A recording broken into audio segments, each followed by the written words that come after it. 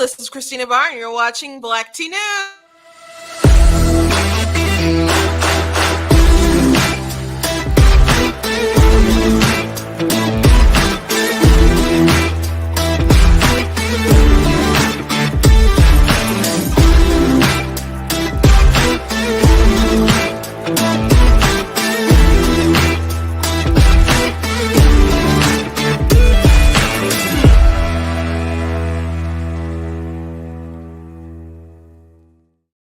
Hello. Welcome to Black Tea News. Today is a very, very historic day. A day that a lot of people were starting to doubt that it was going to happen. And if it didn't happen now, people are like, well, it's basically probably never going to happen. But of course, you probably know by now, since it's the middle of the afternoon and everyone's hair is on fire.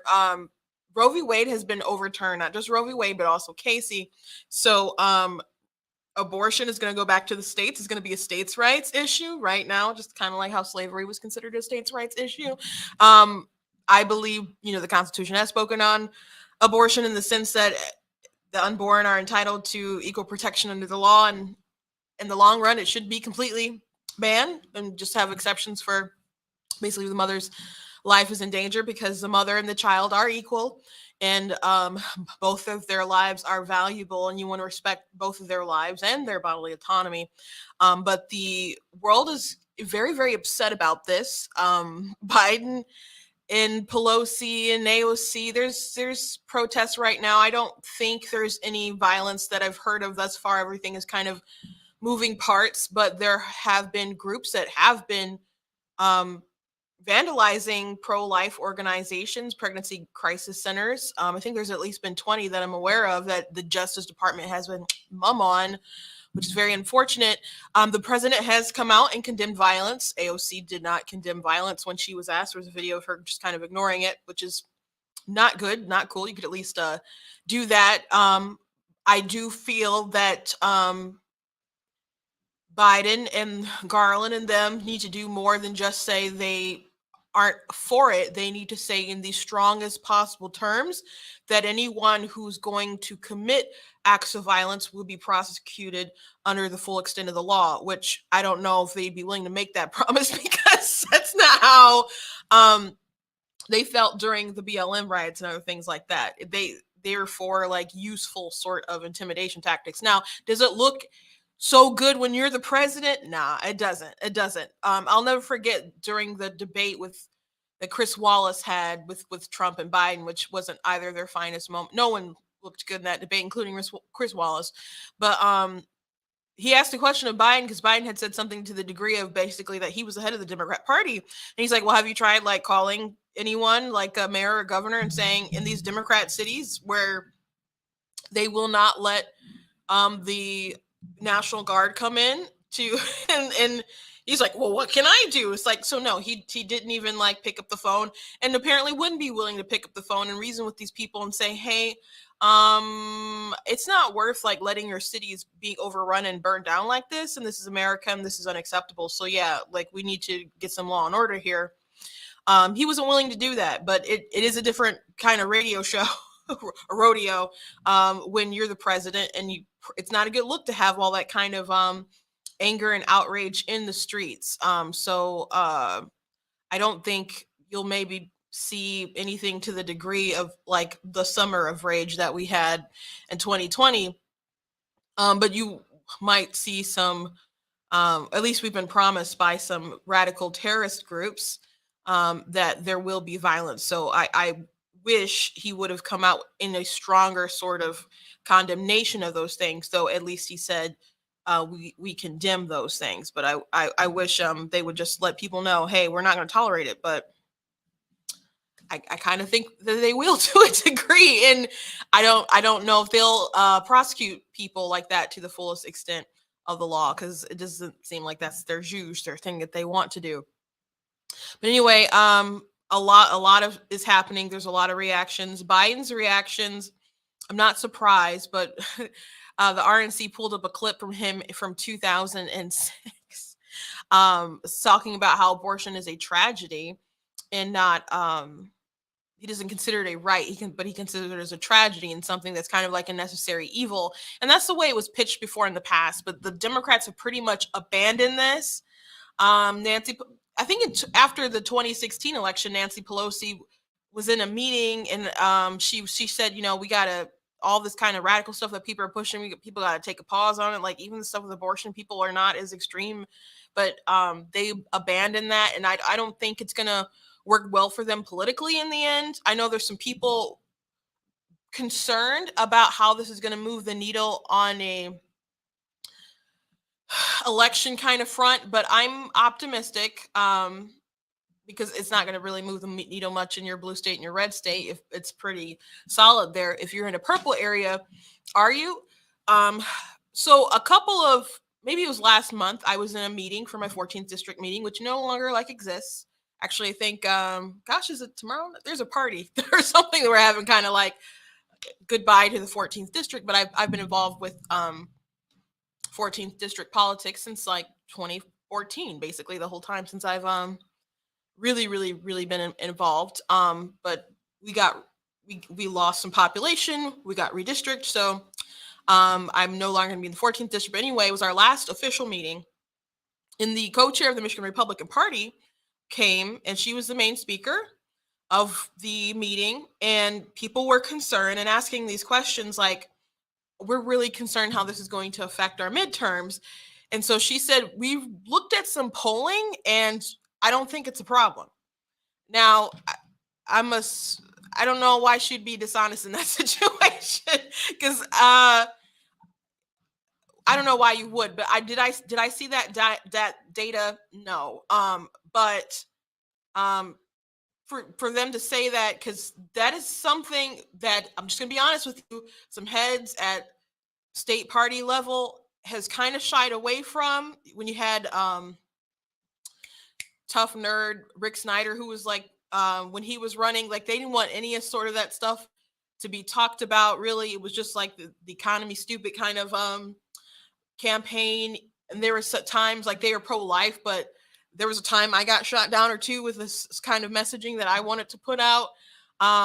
So to say at this point that they're like, they don't think it's going to be that big of an issue according to polling, I think there's probably a big shift on this.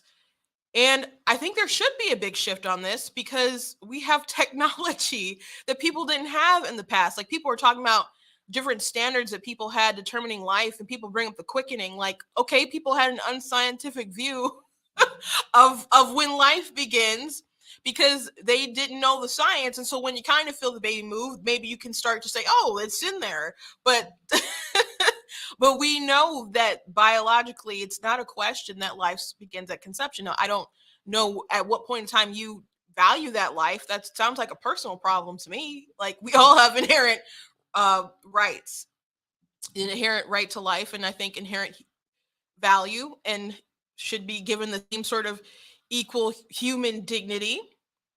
Because if we don't, that's how different atrocities that have happened throughout human history can happen, and can quite possibly happen again. And I guess technically they're still happening now, even in the country.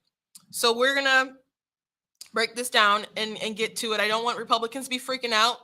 If you live in a very blue state, like there's someone from Colorado who watches like every day, things aren't probably going to change too quickly in their state. I think, but there's obviously a future pro-life groups going state to state, and I know they're operating statewide anyway. But to really try to change the culture in those states, of course, there will always be the abortion lobby because people make money killing your babies. It's just a thing. The government buys these parts. Did you know that? Like the FDA or government purchase fresh, never frozen fetal remains. Maybe I can't remember their first or second trimester, but they're for humanized mice experiments. Okay, that's what our government does. So you have to know that there are all these kind of money structures and incentives to keep this industry going. So it's going to be a continued fight, a long fight. You have people who are absolutely radical. I think the most disgusting thing about the language with these discussions is that Biden's like original sort of thinking from 2006, and I will play that clip, is that they're like, it's a necessary evil. But today you'll have people talk about it's just reproductive rights, women's choice, etc. They'll have these entire conversations. Biden had an entire speech and gave no moral consideration to the child, not even acknowledgement. Zero, none. I listened to the thing. I listened to it live. No consideration for the child. Do not allow people to have conversations about abortion and have zero consideration for the child. If someone comes up to you with a clipboard and says, "Hey, would you like to sign a petition for reproductive rights?" Ask them what they mean by that. Just play dumb for a second. Like, what do you mean by it? What does that mean? They're like, "Oh, well, I don't know what they'll say after that response." Like, they might say a woman's right to choose. It might be like, choose what? And you could say like, that, why do you call it reproductive rights? Reproduction's already happened. That doesn't seem like that makes sense to me. And when they say abortion, you mean like terminate a human life? Is that what you're saying? And just take the conversation from there. Like they got stuff to sign. They're not going to care in the long run, but don't allow them to continue to have these conversations where they do not acknowledge the other party involved. If we need to have some kind of compromise conversation, at least let's have an adult conversation about what actually happens. I don't want to, it's so frustrating hearing people talk like 10, 15, 20 minutes or whatever and not give any sort of moral consideration to the child. By the way, the dissent from the liberal justices, their argument wasn't really based on law, like of the Constitution. Which, if you're really upset today, it's because you weren't paying attention. And I'm sorry for people who are going around and they're very upset because they believe they've lost a constitutional right. I'm sorry that so many people lied to you in your life. There is no such thing as a constitutional right to abortion. It's not been a thing. The reasoning with Roe, flimsy at best, and they did not do a good job during the Dobbs case, Dobbs v. Jackson, to uphold Roe v. Wade and Casey. Like, this was the only path forward to get rid of it. Now, Roberts did suggest like a middle ground, which is funny because neither party arguing the case kind of wanted the middle ground, but he tried to do a middle ground, which he got shot down by the majority opinion, which was funny. But essentially Roberts wanted to just kind of keep Jackson and Roe v. Wade in place and Casey in place, but keep the rule that Dobbs could have their 15-week ban. And then they're just like, this doesn't make any sense. We're just gonna, there's other states with like 6 weeks on the books, 8 weeks on the book. Like, if we're just gonna be back in court making these decisions again, like, let's just bring it back to the states. This was not our thing that we should have been doing ever since. And it was just a really squishy, like, low moral sort of opinion. I'll read a little bit of their response to him in a minute, but before we jump back into everything, I want to encourage everyone to go to the website, go to blacktnews.com. If you enjoy what I do here, please consider leaving a donation at the website, blacktnews.com/donate. Everything you guys do to support, I really appreciate. Make sure that you guys are liking, that you're subscribing, that you're sharing. Word of mouth goes far. If you can't give 5, 10, 15, 20, 25, 30, 35, 44, we sang math songs in school. I don't know how they do that with their Common Core, but we had fun back in the day. If you cannot give, I know times are tough. It is still, I really, really appreciate when people still share, when people still subscribe, when they're telling other people about my page. It all very much helps. So I appreciate everyone who watches, who comments live. I want to thank the Brighter Michigan PAC. I'm in their studio today, and I always enjoy being in their studio. They are doing a gubernatorial debate with all 5 candidates who are running for governor. And I do have some exciting news. If you cannot make it there in that day when we have the debate, you will be able to watch it streamed on my channel So that would be very exciting. It's going to be you'll be able to watch on the Brighter Michigan PAX page, but you will be able to see it on my page. And either one is good, but I suggest that you do it here. So the date for it is the 30th. So it's the end of this month, coming up in just a few days. And it's going to be, the doors will open at 5:30 and the debate starts at 7. And it's at the Royalty House in Warren. So it's going to be a really, really cool debate. And we'll see who rises and who falls. It looked like, I just saw a poll today. It looked like Tudor was at 15 in the lead, but I think there was a few other people who are at 15, and maybe Ryan Kelly was at 13. So it looks like it's anyone's game really right now, though. I don't know. Ryan Kelly got a lot of good name ID the other day when he got arrested. They raided his home because he was at the Capitol on January 6th, but apparently not inside the Capitol. And they want to charge him for 5 misdemeanors. So they thought that was worthy of raiding his house. So, I mean, we talked about that extensively when it happened, but it'll be a pretty exciting debate. So if you can't see it, you can watch it on the channel. So if you're not from Michigan, maybe that's not as interesting to you, but it should be good entertainment. But you can watch that on my page. We do have some new merch that dropped. So we have a Life Wins shirt. And you can't see in the picture, but it's got a little thing on the side that says Genesis 9. So we got a Life Wins shirt to end off our Pride Month, I suppose. So we got Life Wins with all the rainbow colors, not because I think there's like one that's omitted in the actual Pride colors for LGBT. So that's actually like all the colors with the Roy G. Beeve there.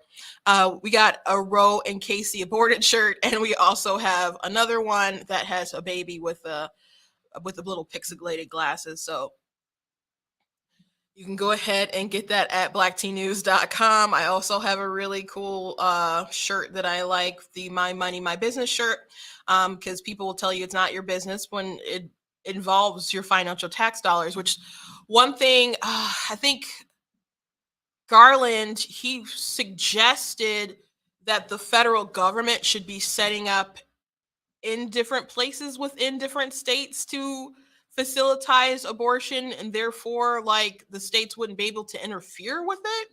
So I think that's what he was proposing, which is just absolutely preposterous how much they want to defend this so much. I haven't heard anything from Trump yet. I don't know if he released a statement yet. I was listening to Ben as he was going over all this live, and I hadn't heard a statement from Trump, which his statement should be epic. His statement should be epic. And it's sad to me that so much of his legacy is surrounding, or so much conversation about Trump is about how he left office, when there's so much policy that was done well, but this legacy on the court with them holding off, and people can hate McConnell all they want, which I'm upset with the gunless legislation. We talked about that the other day, that the squishy Republicans went ahead and decided to vote for the other day, and he supported it. So not always happy with McConnell, but the fact that they were able to push out Garland and not, they exercise their judicial, their authority in the Senate to not hear him, and which if they would have, did the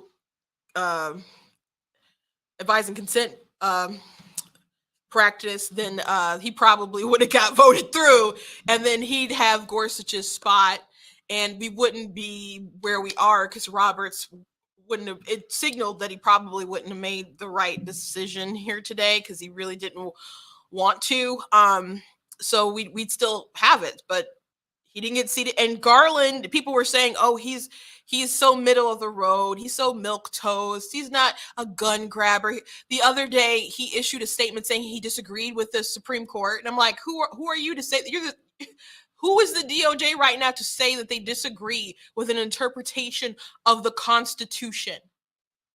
Who is, how can the DOJ do that? Well, they did it again today. They issued their disagreement. So this is a very radical person. And there's other things that Garland has done that's been very radical. But we are so fortunate that this man will only be here for the term that Biden is here, and we will not have him on the court until he decides to retire. We are so fortunate. So I'm so glad that the Republicans, and I had my doubts if they were going to hold out to the end, and they did. And they got Gorsuch in there. Trump appointed him, which people didn't trust Trump that he was going to appoint someone from the list. And kudos to him, because he saw that people didn't all the way trust him. So at least he's like, well, let me, I don't know, sweeten the deal, I guess, to say, here's like some people that I'm thinking of considering about appointing. And people like Ben Shapiro, like they didn't believe at the time that he was going to pick someone from that list, and he did. And Ben Shapiro actually wore a Trump hat, as because he like lost a bet or whatever when they had Gorsuch there. And I remember when Gorsuch was being confirmed, and I was like, I think I had to, I can't remember if I was coming home or if I had to leave, but I was standing in my TV room watching it, and I just had tears in my eyes. And I was like, man, we saved the country. And then after Gorsuch, you had Kavanaugh, and then, which, the man, his hearing was so contentious. Could you probably have appointed someone better than Kavanaugh? But yeah, but man, the left, the way they went after him, and then someone tried to kill him as of recently, drove from California to kill the man. But he made the right decision, and of course Amy Coney Barrett, which Keith Olbermann made a really sexist statement the other day. He was like, F Thomas and Kavanaugh and Gorsuch, and he said, and the paralegal Amy Coney Barrett. And it's like, okay, Amy is very qualified, but you call her a paralegal, the only woman among them. Because a woman being against Roe v. Wade isn't good for their narrative, so you got to just demean them as much as possible. Okay, so that was something he tweeted out. Yeah.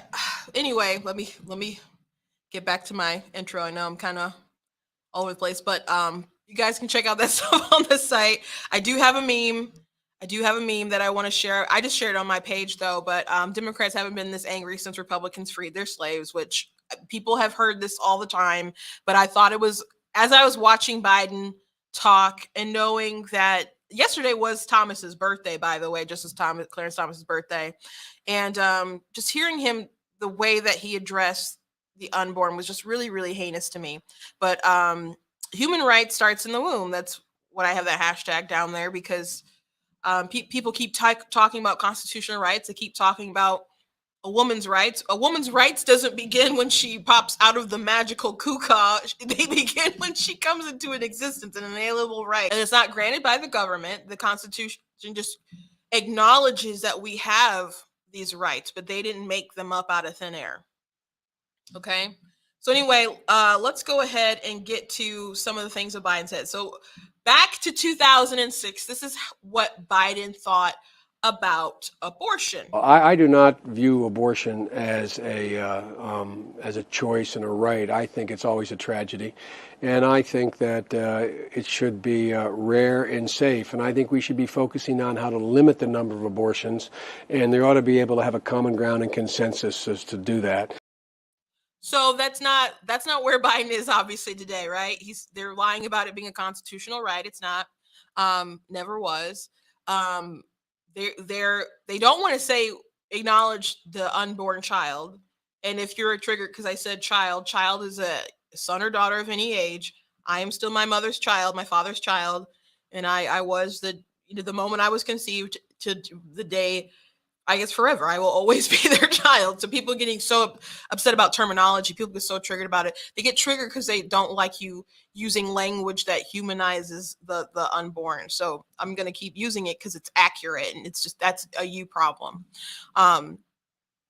So he said it's a right. It's not a right. He acknowledged it back then, but today he's like, oh, it's a right. They've taken away this right that's been here all these years, which people used to have the right to own slaves. That was, the whole Democrat thing, back in the day. So there's that. Sometimes people make mistakes, and countries make mistakes, and nations make mistakes. but that's a pretty far jump from what he was saying then. And he also said we need to focus on how to make abortion rare. That was not a conversation that Biden was having today. There wasn't even an acknowledgement. As a matter of fact, him and the Justice Department are talking about how they want to make sure that they can keep like people traveling in between states to go have their abortions. By the way, California, New York, they want to fund people's abortions, being able to travel. So can you imagine like just having so much of a hard time in California? Your gas is like $7, $8, and your governor wants to like make abortion like fund it for other people coming in. Let's listen to more Biden. It's not hyperbole to suggest a very solemn moment. Today, the Supreme Court of the United States expressly took away a constitutional right from the American people that it had already recognized. They didn't limit it, they simply took it away. That's never been done to a right so important to so many Americans. But they did it. It's a sad day for the court and for the country. 50 years ago, Roe v. Wade was decided and has been the law of the land since then. This landmark case protected women's right to choose, her right to make intensely personal decisions with her doctor, free from the interference of politics. It reaffirmed basic principles of equality, that women have the power to control their own destinies. So women have that power. Being pregnant, being a mother is not the end of the world. And for some people, it puts them on a path of maturity. I've heard people who were on really, really dark paths, found out they were pregnant, corrected the sort of dark impulses that they had, made more constructive decisions, not only for their child, but for themselves, self-corrected, and have good lives now. Not perfect lives. Who has a perfect life? But to have a baby may be an interruption, but it's not the end of the world, and you don't lose your rights. You don't even lose your bodily autonomy. They can't be kidnapped by Pfizer and experimented on or something like that. You still have bodily autonomy, but you have to acknowledge that there is someone else there in this whole scenario. But you should anyway. Biden does not do that. And again, he said, oh, we've never had the situation where an important right like this was taken away from so many people. Yeah, he's memory holding the whole history of his party, isn't he? Again, sometimes countries make bad decisions, and we used to own people in this country. And I know people don't like comparisons to slavery and abortion, but you are dehumanizing a human being so you can take away their rights or deny them their rights. So there are a lot of similarities. I did a post with a couple of different quotes from different politicians, and also comparisons to things like the Dred Scott case, where it's like, oh, some of these rights, they're clearly not supposed to be, they're not meant to be applied to the Negro. That'd be crazy. Which, by the way, Thomas yesterday had part of the Dred Scott case in his ruling about the gun case, and just reminded people that they didn't want Black people to be because they could have firearms. So that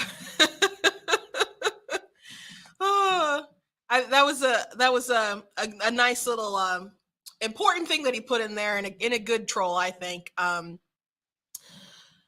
You can still have a lot of life and make a lot of good decisions and fulfill a lot of dreams and still be a mother. It's just really crazy. And think about, let's forget about motherhood and a child like complicating your life.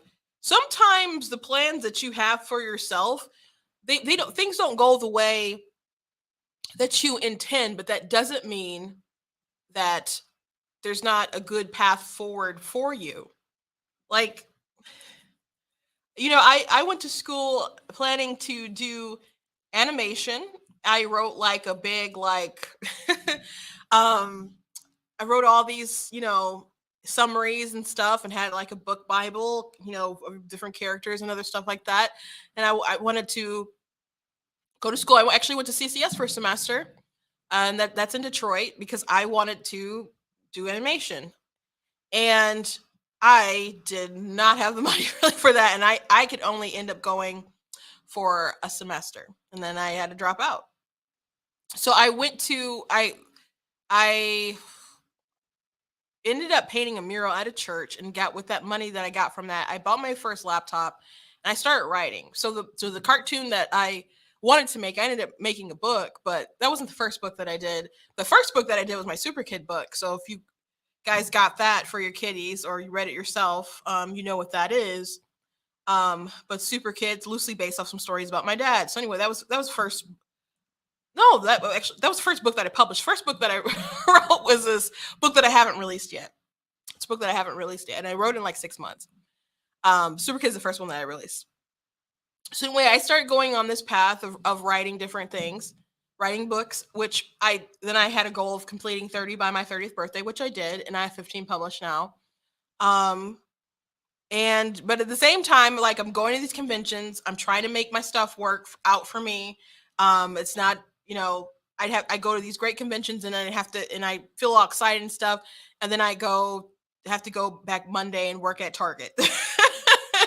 And man, I was sad working at Target. Like, there was a bout of depression at Target. I called it the place where dreams go to die. So that I was in a dark headspace, and I would come home and I would just work, because I was like trying to work my way out of it. And it was like, I'm the only escape that I felt that I had. It was, that scene in Avengers when Loki talks about how he's burned with glorious purpose.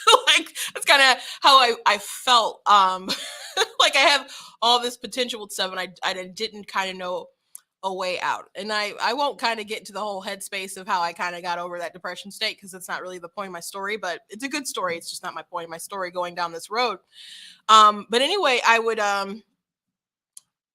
keep writing, and I would keep working on like my covers and other stuff like that. So I do my own book covers, and I did videos and other stuff like that, which I learned to do that stuff because my dad would do it for the church, and he didn't do a very good job. So I took up that stuff myself. And so we started getting involved in the party.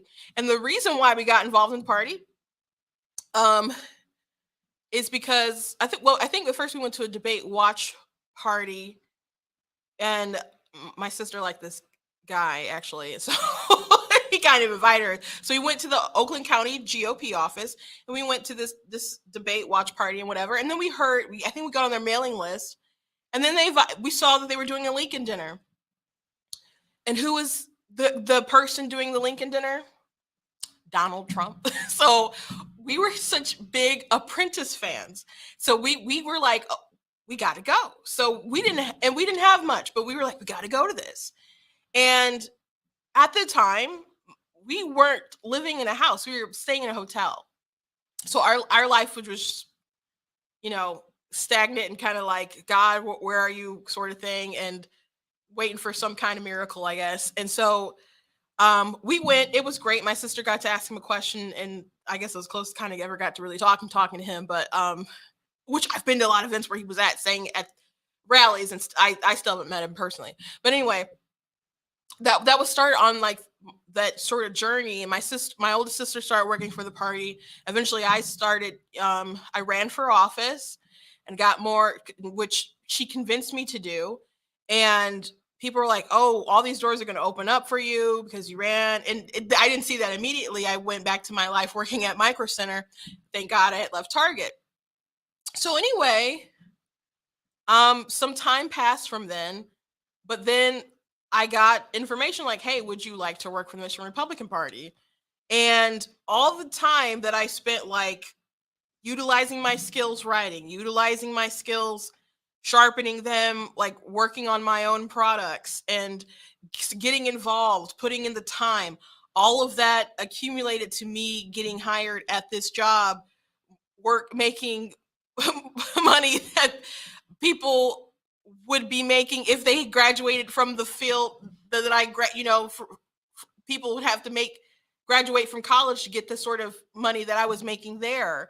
So when I just kind of look back at the path that led me to where I went, I'm like, I wouldn't have picked this, but man, so I said all that to say we have these plans for our lives, but you are not like the grand master planner to know what's truly sometimes the desire of your heart, or what's going to give you meaning, or what you're going to be really good at. Like I learned, I used to have me and my two older sisters, we used to have this thing called the Gorgeous Geeks, and we talk about movies and comic books. And we went to go to conventions and we'd interview different celebrities and stuff.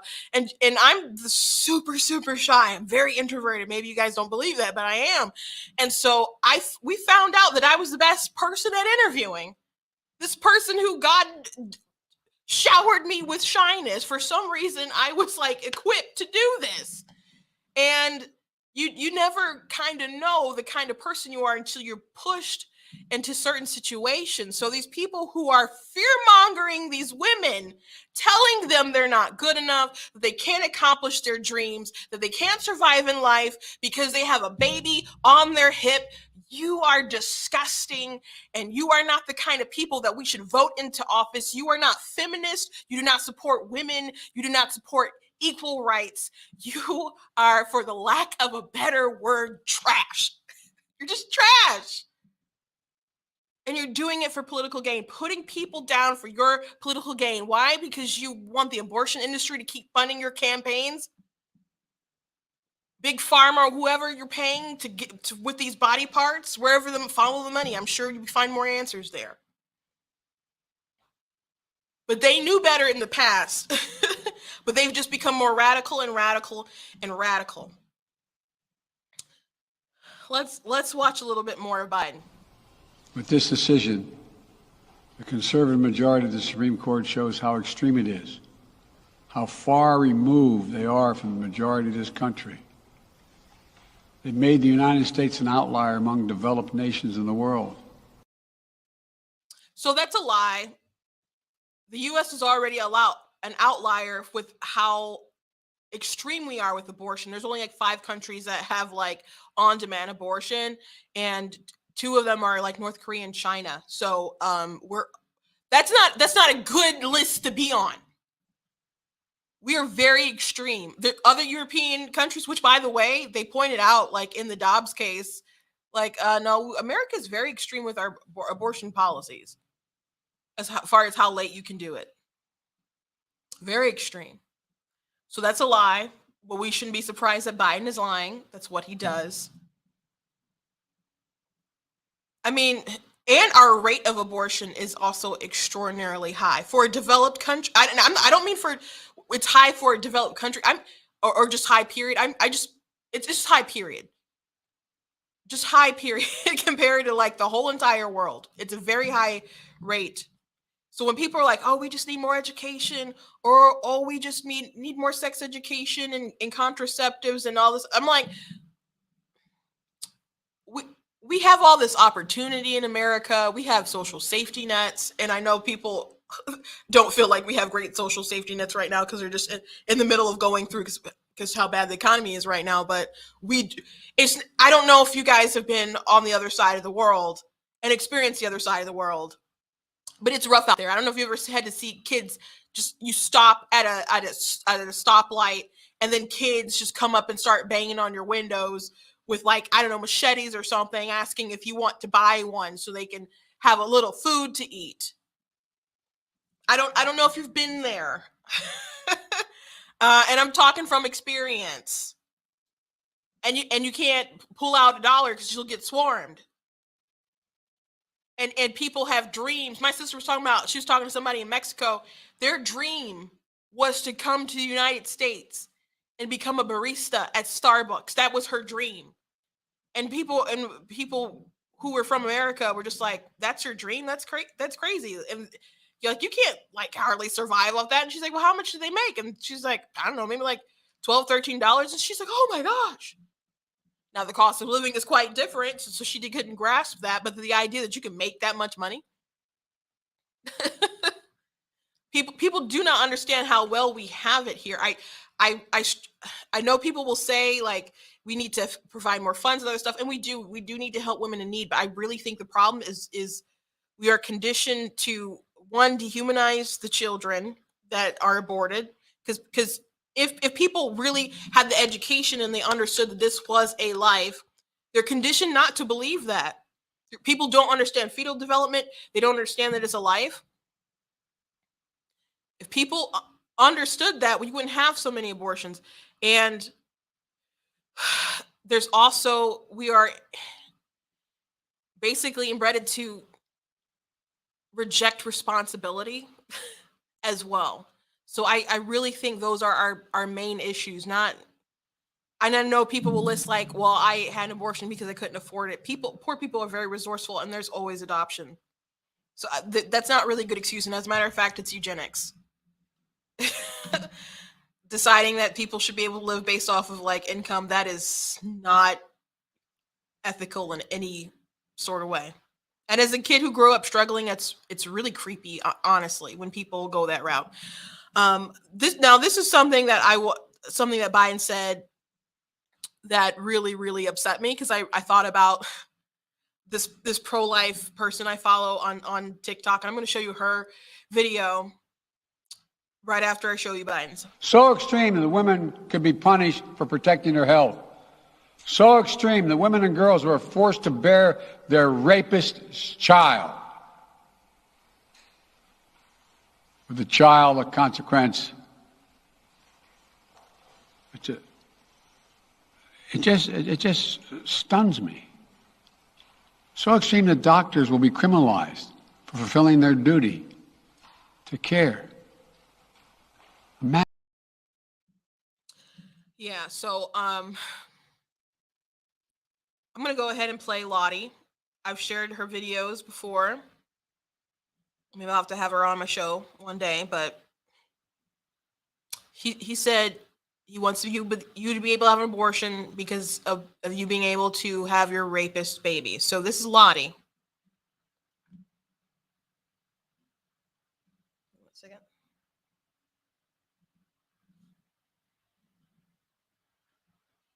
In the eyes and say, well, no, you need to give birth to your rapist child. Hi, I'm Lottie. When I was 15, I got pregnant after years of being raped. If you follow me, you've heard that like millions of times now. It's almost like a script, actually, every time I say that now.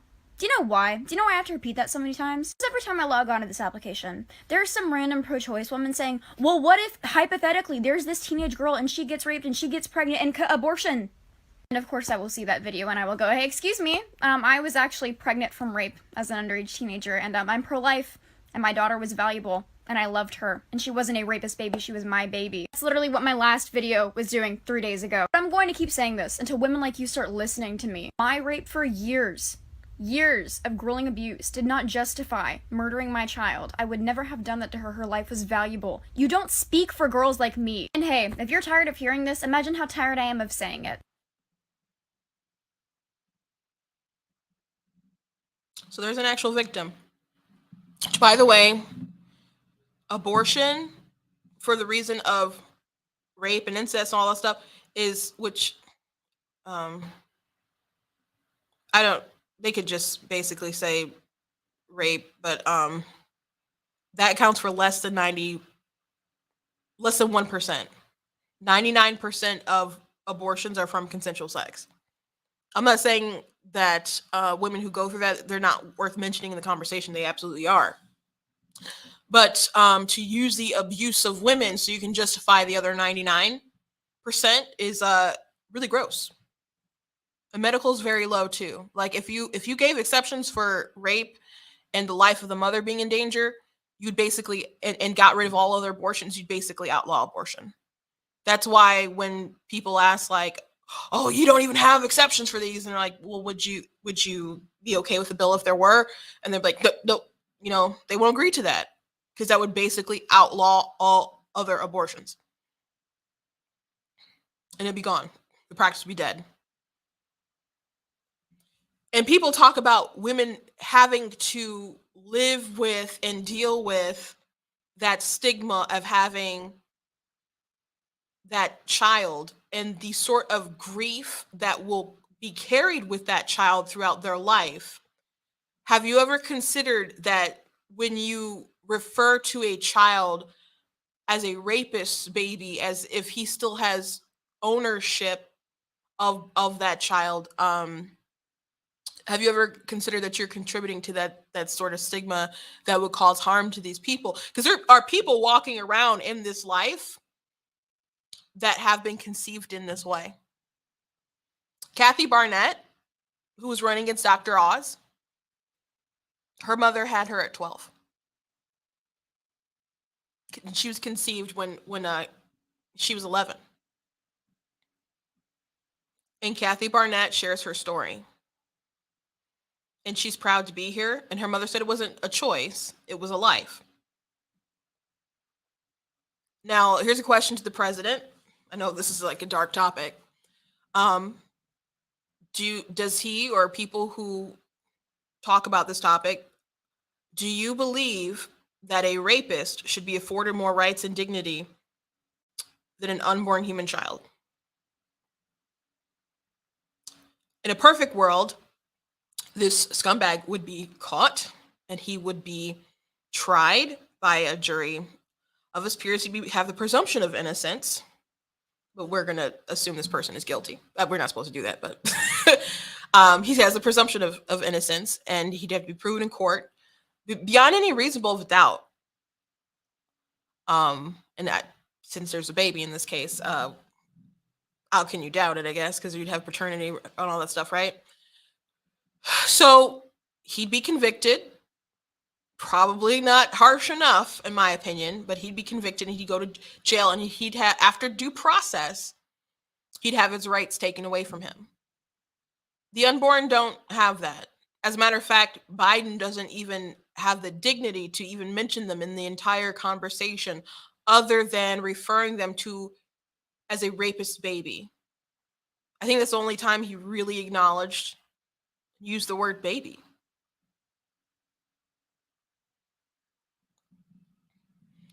Is that a just world? It's the worst thing, one of the worst things that could happen to anyone, especially a woman. I definitely would not wish that on anyone. And I hope through, whether it's with friends or family, or faith, that she can find some kind of healing for what has happened. But an abortion is not healing. I've never encountered a woman in all my sort of debates and stuff that it was apparent that abortion did them any favors in life. As they may say that they don't regret it and stuff, but the way they go so hard to defend what they did, and there are women that I know that are pro-life now that had that mentality that they didn't regret it, and they cope so hard by being so passionate for it, and then one day it hits them like a ton of bricks. So no, I don't believe that, and I guess that's my subjective opinion, but I don't believe that it will bring healing, but I absolutely know that it won't undo what was done. And I do not believe that a child should receive the death penalty for a crime it didn't commit.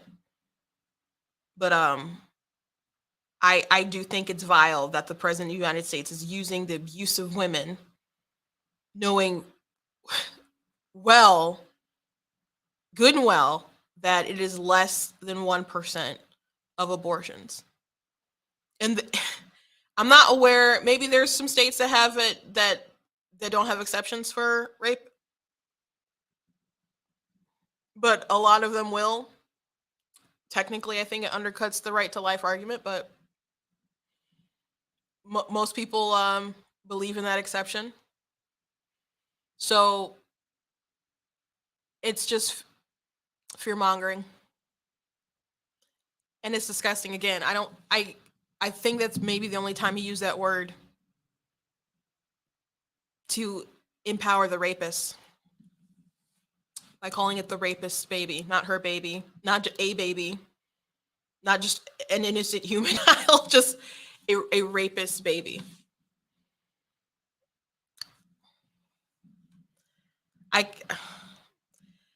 someone did a TikTok the other day, and they're asking if you're against universal health care, why? And I was gonna stitch it. I haven't done a reply to it yet. I probably will when I have a moment today. There are lots of reasons why I don't believe in universal health care, but I think today really solidifies why I wouldn't be for it. Is because you can have all these, there's medical associations that are condemning what happened. There's all these politicians, these celebrities, and of course, many Americans freaking out about it. And they will have all these conversations and they will pretend like, again, there's no baby in the situation, that they have no moral consideration.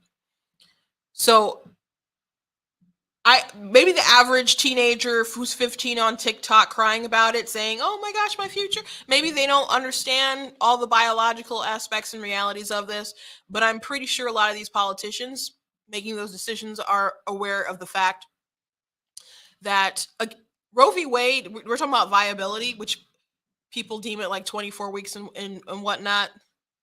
So Dobbs was 15 weeks. Do you know how developed a baby is at 15 weeks?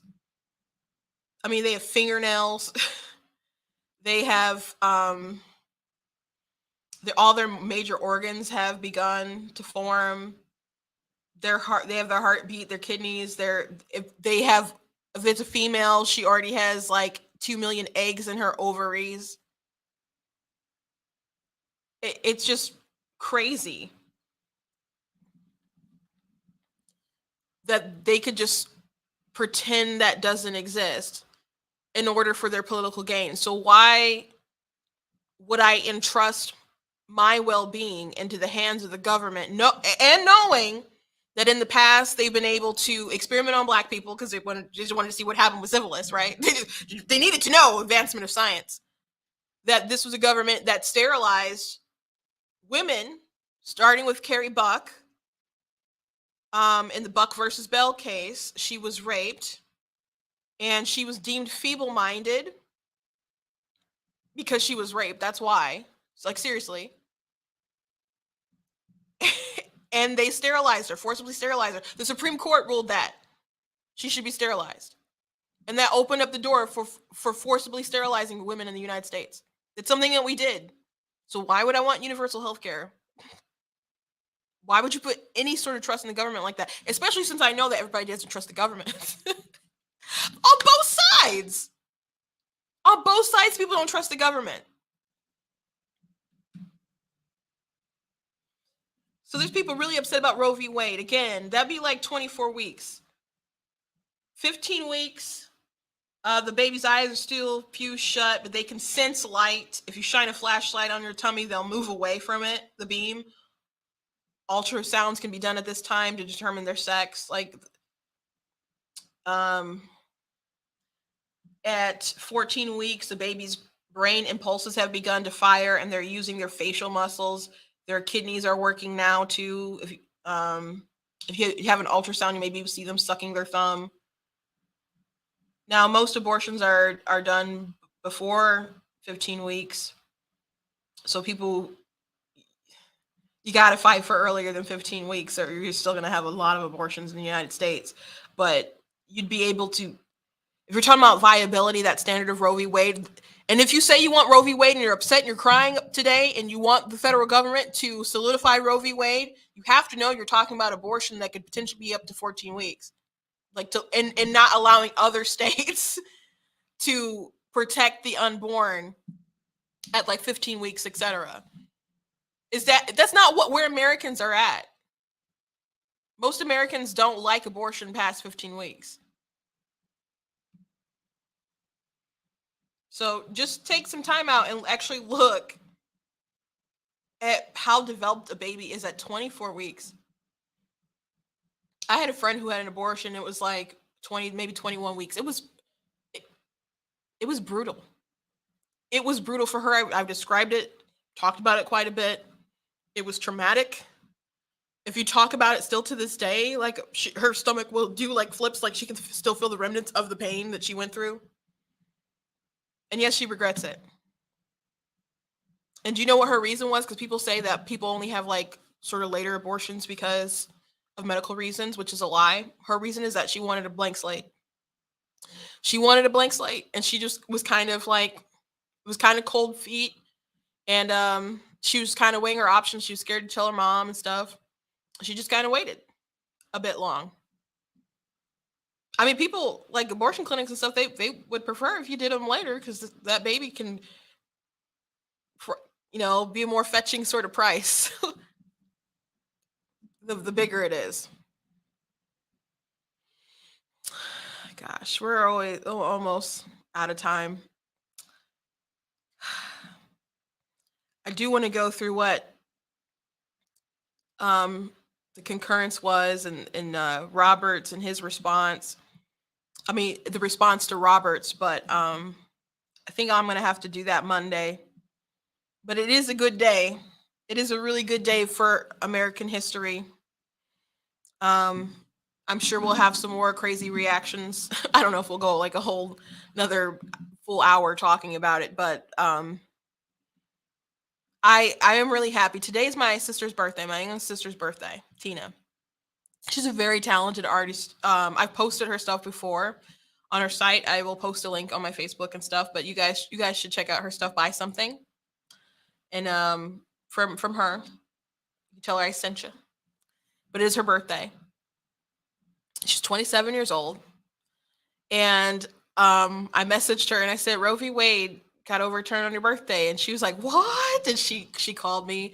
She was just so happy. She was so happy. That's one reason why on these shirts that I made that I put the date on the Roe and Casey aborted, because I always wanted there to be us to remember that day. Because it's special to me. But when people talk about, for example, that people should be able to abort because of financial reasons, I think about like the times my family went through, and there were some hard times, and I'm gonna go into like big examples right now, but I just can't imagine like Tina not being there. So life could have been a little easier for us. So we could have had some more toys on Christmas and a little more food in the fridge. And you guys could see I clearly didn't starve, but there were times that things got scarce. There were times growing up when we had 2 refrigerators full of food, and there were times when it was like, ugh, I guess we got to scrape by. You know, there were some tough times for certain, but it's not worth someone's life. There again, there are social safety nets in the United States there, and if you really can't afford your child, there are people out there who do want your child, who do want a child. There are waiting lists to adopt. So when people say we don't need to bring any more unwanted children in the world, there's no such thing. There's no such thing. There are people willing to adopt. There's more people willing to adopt than babies available. So I don't give life a chance. Don't allow people like Biden and Whoopi Goldberg and AOC, people who've accomplished so much in their lives despite Biden being like a failure in his class and having kind of a super trashy family and being a liar throughout his entire career. He's president right now. you know, other people that had lives that weren't so easy, and they got to these positions of prominence, and in your time of desperate need, they tell you that it would be best to abort your child. And they say, well, people of power and influence, they'll always be able to do it. But these poor women of color, I'm like, you guys sound so absolutely racist and terrible. And why can't you live your life trying to uplift women? Why can't we go back to Joe Biden, at least in 2006, and say abortion isn't a right, it's a tragedy. We want it safe, legal, and rare, and we need to figure out how we can make abortion just something that people go to less. Now, there are people on the pro-choice side who will say they hate abortion, but they want it like on demand, right? But they'll say, well, I hate it, and we should do other things to make it rare. And then they'll say something like, we need more sex education. But then they'll say things like, consent to sex doesn't lead to pregnancy. Consent to sex doesn't mean consent to pregnancy. And so I'm like, that's not going to help when you're instilling people with this, I don't know, entitlement that they don't need to be responsible for their actions. That's the real problem. So I don't believe people who sincere I don't think a lot of these people aren't sincere. Um and they're not determined to end abortion, and I don't know if they're really that determined to have less. Maybe that's going a little too far, but they're certainly not suggesting constructive things. But anyway, what a big day, what a historic day. I'm glad that you joined me today to hear a lot of my thoughts and my inner feelings and my struggles in life. I got lot more personal than I hoped to. But I did get through these Biden clips, and Lottie's story is very important. Um, and the first time I saw Lottie, she was replying to someone's video where they were like, "What if a woman gets raped? What if?" And then she's like, "This stuff happened to me, and the only reason why I think you're bringing it up is to make pro-life people uncomfortable." um, and I'm like, that's probably true. Now there are people who have had women and know women in that situation, so they do um speak and bring those things up out of compassion for them. But there are plenty of people who just want to use the abuse of women as a talking point. I don't appreciate it. But thank God for President Trump and these justices that have made the right decision, because if they weren't there, if you didn't have Gorsuch, Kavanaugh, and Amy Coney Barrett, then this wouldn't have happened, because Robert sure was squishy. But it's a good day. Thank you guys for joining me. If you like my content, please consider leaving a donation at blacktnews.com. I really, really would like to expand Black Tea News. And on big days like this, I really wish there were like 3 of me. There's so much to get done, and there was so much I couldn't get done. And there's just so much more that I'd like to do. I know there's people who think that there's more than me just running the page. And they're like, "Oh, tell that Christina. I really like what she's doing." Yeah, I'm running the page. It's just me right now. It's the whole thing, the website, the graphics, the t-shirts, the design, like the videos that go out. Everything is me. Everything is me. The writing of the articles, it's all me right now. But I would like to expand. So if you guys can help with that, I appreciate you going to blacktnews.com/donate. If you cannot do that, because again, I know times are tough, but make sure that you're sharing, that you're liking, that you're subscribing. If you watch on Facebook, make sure that you're still subscribed on YouTube and other places. I'm on Instagram, TikTok, as I said, Facebook, Twitch. Make sure that you're subscribing on all these different platforms and places. Please check out different merch that I have. Again, I'll show the relevant ones that I made today. These Roe and Casey is aborted, and the Life Wins shirts. You guys can go ahead and check that out at blacktnews.com. Pick up some merch today. And also got other stuff you guys can see, like the My Money, My Business, and the Constitution is a Glorious Liberty document. Of course, we got 4th of July coming up, so check out that stuff. And maybe you guys should get the you are not that special shirt for someone who is really upset today, or the mug, so they can have something to catch their tears in. I do find some joy, I suppose, in so many people being upset, because I'm like, some people are just so awful that I'm like, you know what? I throw my hands up and I'm just gonna laugh at how angry you are.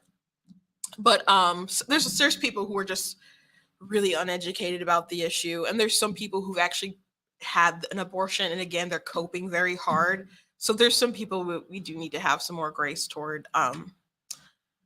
But some people are just like demons. I don't know. Forgive them, Father. They know not what they do. Oh, look at Sabrina. That's my sister. She said, "You are awesome. Thanks for your dedication."